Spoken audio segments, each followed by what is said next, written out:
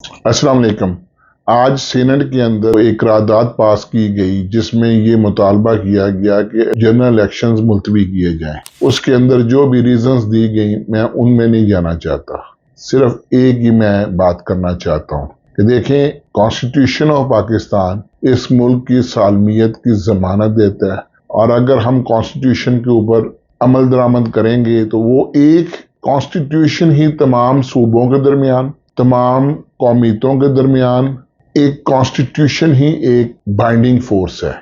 तो मेरी ये रिक्वेस्ट है, मैं इसको इल्तिजा का वर्ड यूज करूंगा कि खुदा के लिए उस कॉन्स्टिट्यूशन को इतना कमजोर ना कर दे कि कल वो जो एक हमारे दरमियान, हमारे सब के दरमियान एक बाइंडिंग फोर्स है कि हम खुद उसको इतना कमजोर कर दें कि वो किसी को भी बाइंड ना कर सके। अगर इस मुल्क के अंदर हमने खुद ही अपने हाथों से इसके कॉन्स्टिट्यूशन को कमजोर कर दिया, तबाह कर दिया, जो कि हम काफी हद तक कर चुके हैं, तो खाकम बदखन हमारे लिए ये नुकसानदेह होगा।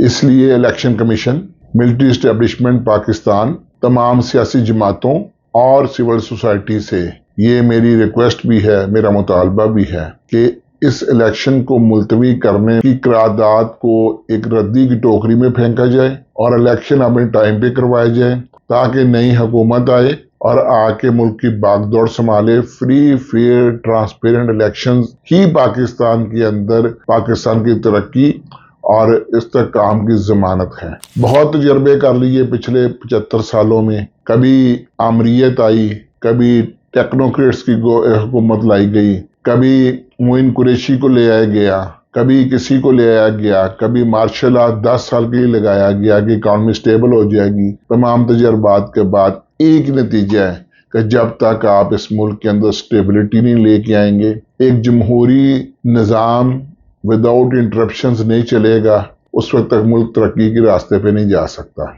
इस वक्त इंडिया के रिजर्व्स 600 अरब डॉलर क्रॉस कर चुके हैं। बांग्लादेश के रिजर्व्स, फॉरेन रिजर्व्स 50 अरब डॉलर से ऊपर जा चुके हैं, लेकिन हम आज भी उन्हीं 5, 6, 7, 8 अरब के चक्रों में पड़े हुए हैं। तो हमें, मेरा ख्याल है कि इसके बाद अपनी आंखों को खोलने के लिए किसी और चीज की जरूरत नहीं। और अगर हमने इलेक्शन मुलतवी किए तो मैं फिर यही कहूंगा कि हमें किसी दुश्मन की जरूरत नहीं, हम खुद ही अपने दुश्मन होंगे। हमें अपने आप से डरने की जरूरत है। हमें अपने आप से डरने की इसलिए जरूरत है कि अगर हम खुद इस मुल्क के बनाए हुए कॉन्स्टिट्यूशन पे अमल नहीं करेंगे तो हमारे लिए ये नुकसानदेह भी होगा। इस दुआ के साथ कि अल्लाह ताला मेरे पाकिस्तान को मजबूत बनाए, खुशहाल बनाए। अल्लाह हाफिज।